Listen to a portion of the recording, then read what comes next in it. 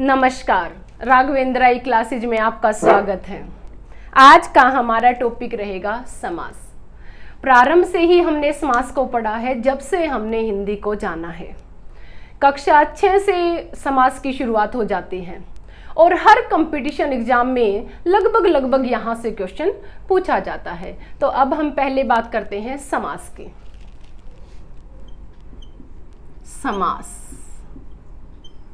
समास दो शब्दों के मेल से बना है। दो शब्द कौन कौन से हैं समास के अंदर? सम और आस। कोई भी टॉपिक होता है, उस टॉपिक का हमें अर्थ पता होना बहुत जरूरी होता है। तो समास में सम और आस। सम का अर्थ क्या होता है? सम का अर्थ होता है समीप और आस का अर्थ होता है बैठना। आस धातु है हमारी संस्कृत में, इसका अर्थ होता है बैठना या रखना, ये भी कह सकते हैं हम।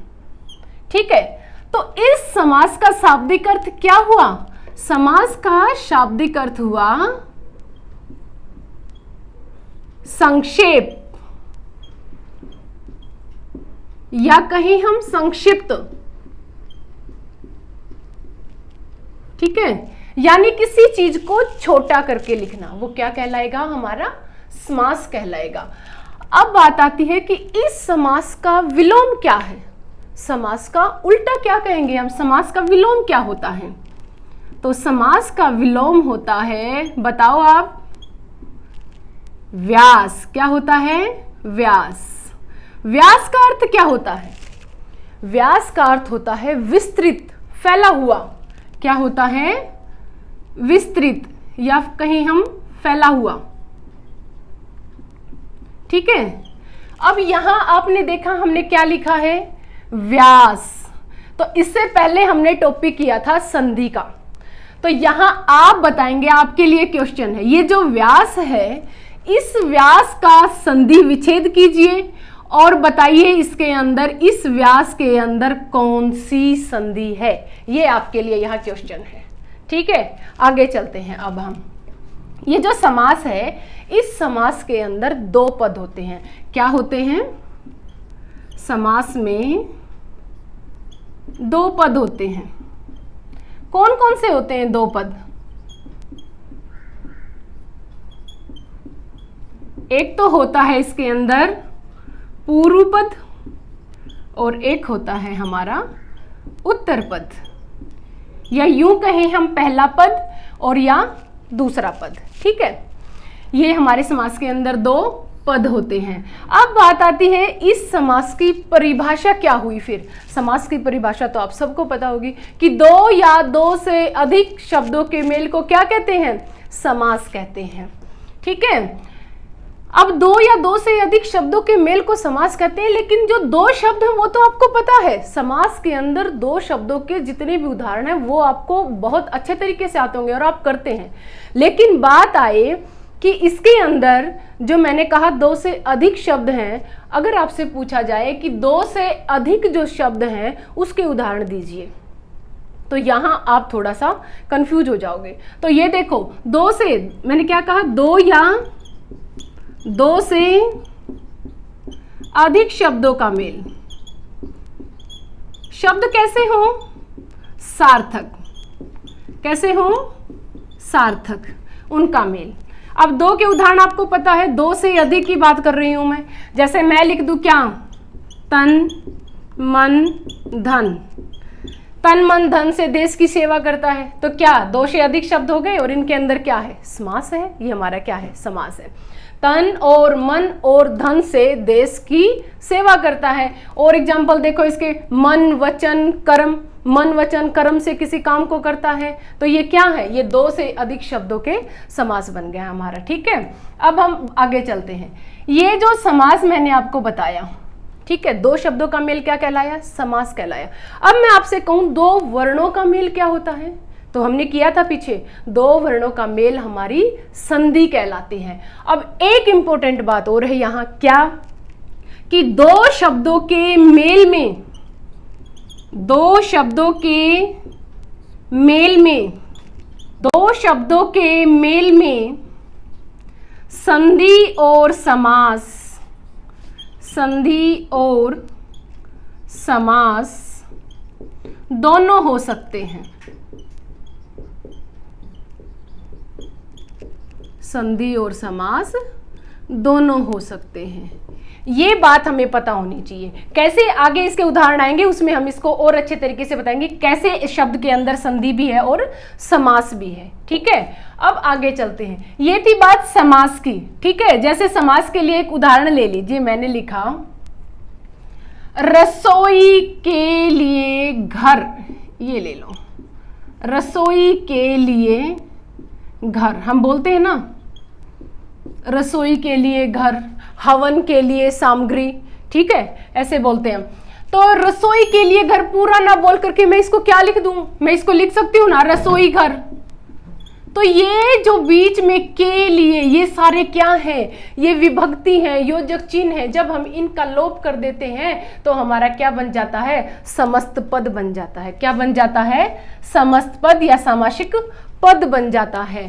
अब अगर आपसे पूछा जाए कि समास का जो विग्रह है वो क्या होता है, वो कैसे होगा, तो जो समास का जो विग्रह होता है ना, विग्रह, विग्रह का अर्थ होता है कि जो हमने सामासिक पद किया है ना उसको पूर्ववत कर देना, यानी कि पहले की तरह ही कर देना। जैसे इसके एग्जाम्पल देखो, हमने लिख दिया देशभक्त, क्या बना दिया, ये सामासिक पद बना दिया। अगर इसका विग्रह करना है तो मैं क्या लिखूंगी, देश का भक्त या देश के लिए भक्त, देश का भक्त। ठीक है, ऐसे रसोई घर लिख दिया मैंने। अगर मुझे इसका विग्रह करना है तो मैं क्या करूंगी, रसोई के लिए घर। ठीक है, ये हो जाता है विग्रह। विग्रह होता है कि जो हमने समासिक पद किया उसको पूर्ववत कर देना, पहले के जैसा कर देना, वो हमारा कहलाता है विग्रह। अब बात आती है ये जो समास है, इस समास के भेद कितने हैं। यहाँ पर जो विग्रह है ना, इस विग्रह के भी भेद होते हैं।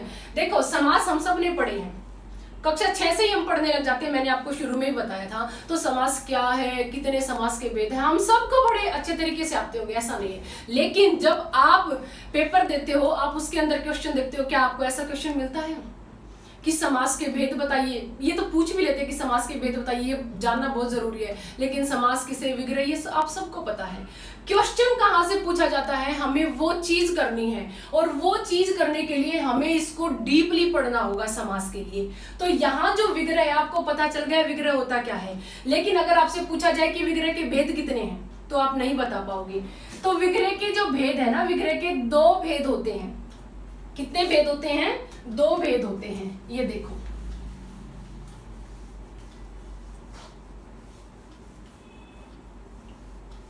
समास विग्रह के 2 भेद होते हैं। बताओ कौन कौन से होते हैं, पता है? समास विग्रह के 2 भेद। नंबर 1 तो होता है हमारा नित्य समास। क्या होता है, नित्य समास। और एक होता है हमारा अनित्य समास। क्या होता है, अनित्य समास। आपको ये नाम ना दे करके इनके दूसरे नेम है, दूसरे नेम भी दे सकते हैं। नित्य को क्या कहते हैं, नित्य को कहते हैं हम लौकिक समास। क्या कहते हैं, लौकिक समास।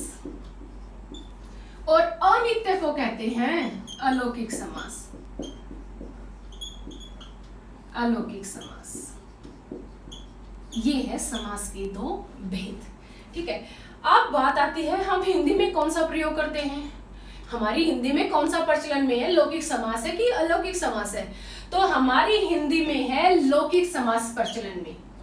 ठीक है, हमारी हिंदी में लौकिक समास है। अलौकिक समास जो है ये मूल व्याकरण के मूल रूप में है, यानी कि संस्कृत से लिया गया है अलौकिक समास। संस्कृत में है हमारा ये प्रचलन में अलौकिक समास।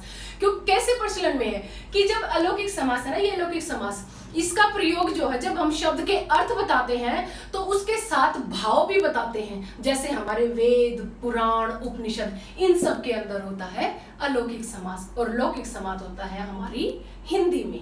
ठीक है, अब आगे चलते हैं हम समास के प्रकारों पर। ये थे समास विग्रह के प्रकार। ठीक है, अब आती है बात समास के प्रकार कितने हैं, समास के भेद कितने हैं। अब सबको पता होगा, बताओ समास के कितने भेद हैं? समास के भेद मैं कह रही हूं 4, 5, 6, बताओ। तो 4, 5, 6 हमारे समास के 4 भी भाग हैं, 5 भी हैं, 6 भी हैं, लेकिन वो कैसे हैं ये देखना है। हमारे समास के जो है 4 भी हैं, 5 भी हैं और 6 भी हैं। हमें ये पता होना चाहिए कि 4 कब है, कैसे हैं, 5 कैसे है, 6 कैसे हैं, क्वेश्चन कैसे पूछा जाता है यहाँ से, ये भी बताएंगे हम। तो 4 जो है वो कैसे हैं, देखो। नंबर 1, पद के आधार पर समास के भेद कितने हैं? 4। क्या लिखा मैंने? पद के आधार पर आपको पद बताने हैं। देखो पद कौन कौन से हैं? एक तो होता है हमारा पहला पद प्रधान होता है ना, पहला पद प्रधान। एक होता है हमारा दूसरा या द्वितीय, कुछ भी कहिए, दूसरा पद प्रधान। एक दोनों पद प्रधान,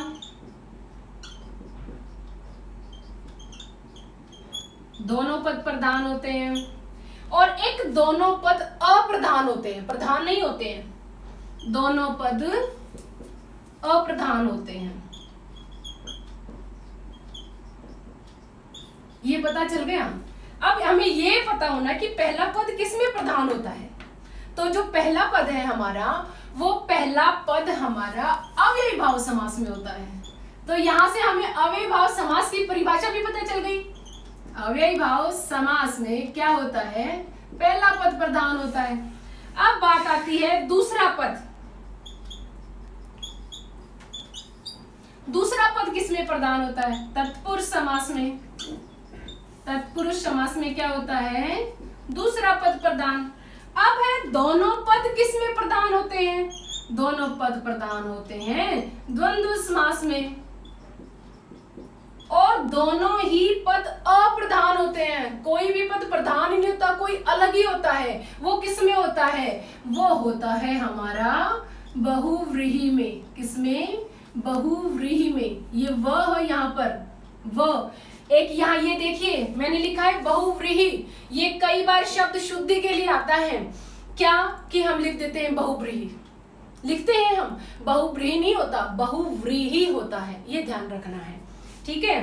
तो ये थे हमारे पद के आधार पर। अगर आपसे पूछा जाता है पद के आधार पर समास के भेद, तो आप क्या कहेंगे? 4 हैं। 4 कौन कौन से हैं? अव्ययी भाव, तत्पुरुष, द्वंद्व समास और बहुव्रीहि समास। अब आगे चलते हैं।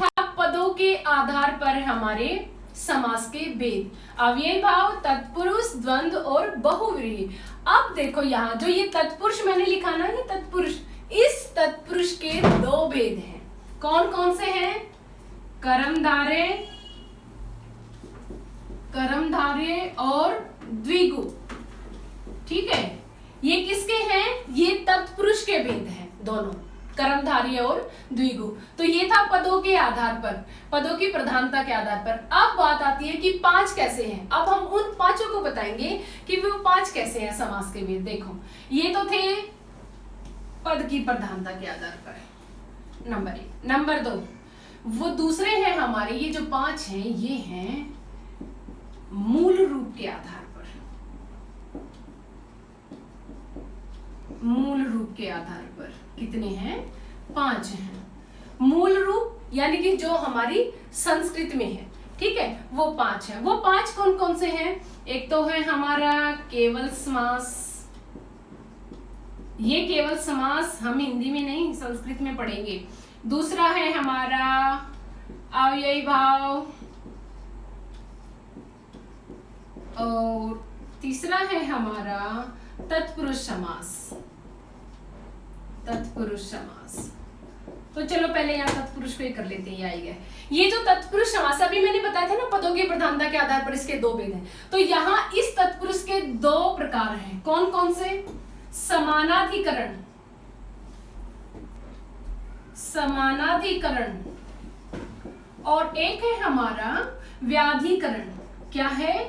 व्याधिकरण। ये जो समानाधिकरण है ना, इस समानाधिकरण के दो प्रकार हैं। कौन कौन से? जो अभी बताए थे हमने। कौन कौन से? क्रमधार्य और द्विगु। ठीक है। और जो व्याधिकरण है, इस व्याधिकरण के कितने प्रकार हैं? इसके हैं 6 प्रकार। कितने हैं?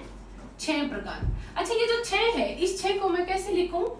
इस 6 को मैं ऐसे लिखूं या इस 6 को मैं ऐसे लिखूं? ये जो 6 है, ये जो 6 हमारा, ये गलत है, ये हमारा शुद्ध है। ऐसे जो शब्द शुद्धि की कोई अलग से क्लास नहीं होती, ऐसे ही जो भी शब्द बीच में आते चले जाते हैं ना, उन्हीं को देखा जाता है। ये जैसे छ, ये हमारा ठीक है, छ बोलते हैं हम इसको, छ नहीं बोलते। ठीक है। तो व्याधिकरण के कितने प्रकार हैं? 6 प्रकार हैं। 6 कौन कौन से हैं? इन 6 प्रकारों को ही हम क्या कहते हैं? कारक कहते हैं। क्या कहते हैं? कारक कहते हैं। अच्छा, कारक होते कितने हैं? कारक 8 होते हैं। आपको पता होगा, कर्ता ने कर्म को करण से संप्रदान के लिए अपादान, अधिकरण, संबोधन, ये सारे कितने हैं हमारे संबंध? ये सारे कितने हुए? 8 हैं। लेकिन तत्पुरुष समास में कितने माने जाते हैं? व्याधिकरण तत्पुरुष में इनको हम 6 मानते हैं। कर्ता को और संबोधन को इसके अंदर शामिल नहीं किया जाता। तो कितने हैं हमारे? 6 हैं। अब ये यहाँ मैंने आपको क्यों बताया? वैसे तो ये हमारी संस्कृत में केवल समास हम वहां पढ़ेंगे, मूल रूप के आधार पर ये संस्कृत में होते हैं 5। यहाँ मेरा बताने का उद्देश्य क्या था कि जो ये तत्पुरुष समास है ना, इसमें आप कंफ्यूज ना हो। इस तत्पुरुष समास के 2 भेद बनते हैं, समानाधिकरण और व्याधिकरण। जो हमने बताया था पदों की प्रधानता के आधार पर, इस समानाधिकरण से निकले हुए हैं ये दोनों, कर्मधार्य और द्विगु। और व्याधिकरण जो हम बताएंगे ना आपको कि कर्ता ने कर्म को, ये जो तत्पुरुष के अंदर आते हैं सारे, जैसे मैंने अभी यहाँ लिखा था रसोई के लिए घर, मैंने लिख दिया रसोई घर, तो ये तत्पुरुष का ही है ना। तो ये तत्पुरुष आया कहाँ से, कैसे, ये हमें बताने के लिए आपको बताया कि व्याधिकरण जो है, इस व्याधिकरण के 6 प्रकार है और उनके अंदर आता है हमारा कारक। ठीक है। ये हुआ हमारा तत्पुरुष। अभी हमारे 3 हुए। 4 कौन सा है हमारा? द्वंद्व समास। और 5 नंबर पे है हमारा बहुव्रीहि समास। तो यहां तक आया आपको समझ में? समास के भेद 4 भी कैसे हैं, 5 भी कैसे हैं, आगे बताएंगे हम 6 कैसे हैं। ठीक है। अगर आपसे पूछा जाता है कि पदों की प्रधानता के आधार पर, आप कहेंगे 4। अगर आपसे पूछा जाता है कि मूल रूप के आधार पर हमारे जो समास के भेद हैं वो कितने हैं, तब आप कहेंगे 5। अब बात आती है 6। ठीक है। ये देखते हैं हम। अगर आपसे पूछा जाए हिंदी में समास के भेद, तब आप कहेंगे 6। क्या कहेंगे? 6। आपसे पूछा जाए हिंदी में समास के भेद,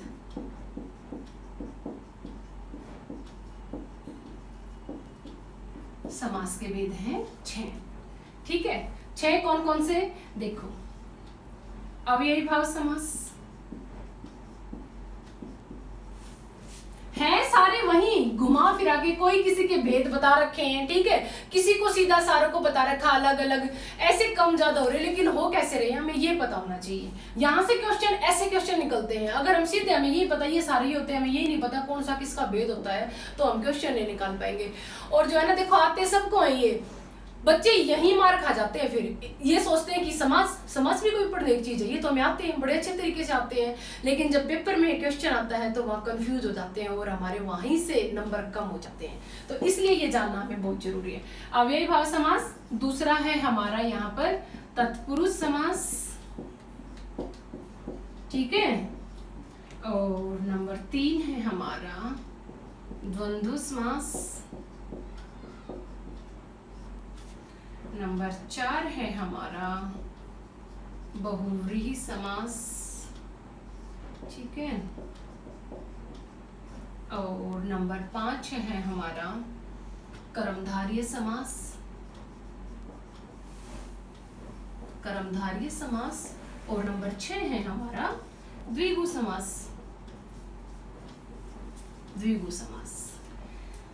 तो हिंदी में हमारे समास के ये 6 भेद हैं। अब हम इनको पढ़ेंगे बड़े विस्तार से कि अव्ययी भाव समास कौन सा है, तत्पुरुष कौन सा है, द्वंद्व कौन सा है, बहुव्रीहि कौन सा, कर्मधार्य कौन सा है और द्विगु कौन सा है। अब हम देखते हैं अव्ययी भाव समास को। अव्यय, अव्यय में क्या लिखा है? अव्यय। क्या लिखा है? अव्यय। तो इसके अंदर क्या होता है, इसमें जो पहला पद है वो अव्यय होता है, या हम यूं कहें उपसर्ग होता है। ठीक है, तो इसकी पहचान बता देती हूँ कि अव्ययी भाव समास में नंबर 1 आपको पहला पद क्या मिलेगा? उपसर्ग मिलेगा। पहला पद, सॉरी, क्या मिलेगा? उपसर्ग मिलेगा। नंबर 2 इसमें जो शब्द मिलेगी आपको, क्या मिलेगी? शब्द की आवृत्ति मिलेगी। ये इसकी पहचान है अव्ययी भाव समास की। ठीक है, इसके उदाहरण देखते हैं हम कैसे। तो इसके उदाहरण देखो आप अव्ययी भाव समास के। ये देखो, पहला पद क्या होता है? उपसर्ग होता है। मैंने लिख दिया भरपेट। ठीक है, तो यहां क्या है? भर। भर हमारा उपसर्ग है। भरपेट यानी कि पेट भर कर। ठीक है, क्या हो जाएगा? पेट भर कर। मैं लिख दूं आमरण। क्या लिख दूं? आमरण। तो यहां आ क्या है? आ हमारा उपसर्ग है। मरण यानी कि मरण पर्यंत। ठीक है, ये हो गया हमारा मरण पर्यंत। अब और देखो आगे इसके उदाहरण। मैं लिख दूं क्या? यथार्थ। क्या लिख दूं? यथार्थ। तो ये जो यथार्थ मैंने लिखा है, इसको आपने ध्यान से देखो। इस शब्द के अंदर देखो, यथा प्लस अर्थ। ठीक है, आ और अ क्या बन गए? आ। ये क्या है? हमारी दीर्घ संधि। क्या है? दीर्घ संधि। और यहां देखा जाए तो यथा क्या है? यहां यथा हमारा उपसर्ग भी है ना? उपसर्ग भी है ना, तो ये हमारा समास भी बन रहा है। तो पीछे मैंने आपको बोला था कि किसी शब्द में, शब्दों के मेल में संधि भी हो सकती है और समास भी हो सकता है। तो ये रहा यहां हमारा, देखो उदाहरण। यहां पर दीर्घ संधि भी है और क्या है? इस शब्द के अंदर समास भी बन रहा है। ठीक है, ऐसे आपसे ये पूछा जा सकता है कि किस शब्द के अंदर संधि और समास दोनों है, और आपको उसके क्या दे देंगे? ये नीचे ऑप्शन में दे देंगे। तो आपको ये चीजें पता होनी चाहिए। ठीक है, तो यथार्थ, अर्थ का अर्थ क्या होता है? धन। यथा अर्थ, बताओ। अब यथा का अर्थ तुम्हें नहीं पता चलेगा कि क्या होता है। मैं लिख दूं यथाशक्ति। ये आपने पढ़ रखा है, 1 मिनट में आप बता दोगे यथाशक्ति, शक्ति के अनुसार। तो ऐसे ही हमारा क्या था? यथार्थ, अर्थ के अनुसार। ये अर्थ निकला इसका यहाँ। तो ये सारे क्या हैं? हमारे अव्ययी भाव समास हैं। और इसके उदाहरण मैंने दूसरी बात क्या कही कि शब्द की आवृत्ति मिलेगी। कैसे मिलेगी वो देखो। शब्द की आवृत्ति में मैं लिख दूं दिनों दिन। क्या लिख दूं? दिनों दिन। तो दिन दिन में, दिन ही दिन। ठीक है, दिनों दिन। मैं लिख दूं बीचों बीच। बीचों बीच, बीच ही बीच में। ठीक है, तो आपको ऐसे मिलेंगे। देखो मैं कितने उदाहरण बता सकती हूँ आपको, 10, 20, 30। ठीक है, उसमें से कुछ आपको पता भी होगा, लेकिन उदाहरण तो ऐसे पूछे जाते पेपर में जो हमने नहीं पढ़े। इसलिए हमें इनकी परिभाषा, इनका अर्थ, ये सारी चीजें पता होनी चाहिए। और फिर जब हम इनके उदाहरण पढ़ेंगे तो बड़ी आसानी से हमें इनके उदाहरण क्लियर हो जाएंगे और समझ जाएंगे हम कि कैसे, कहाँ से क्या पूछा गया है, इसमें क्या चीज निकल के आ रही है। ठीक है, तो ये है हमारा अव्ययी भाव समास। अब इससे आगे करेंगे हम तत्पुरुष समास। तो तत्पुरुष समास को हम नेक्स्ट क्लास में करेंगे। अव्ययी भाव समास तक रखते हैं हम, तत्पुरुष को हम अगली क्लास में करेंगे। अगर यहाँ तक आपको कोई भी डाउट है तो आप हमें पूछ सकते हैं। हमारे चैनल को लाइक कीजिए, सब्सक्राइब कीजिए, शेयर कीजिए। तब तक के लिए धन्यवाद।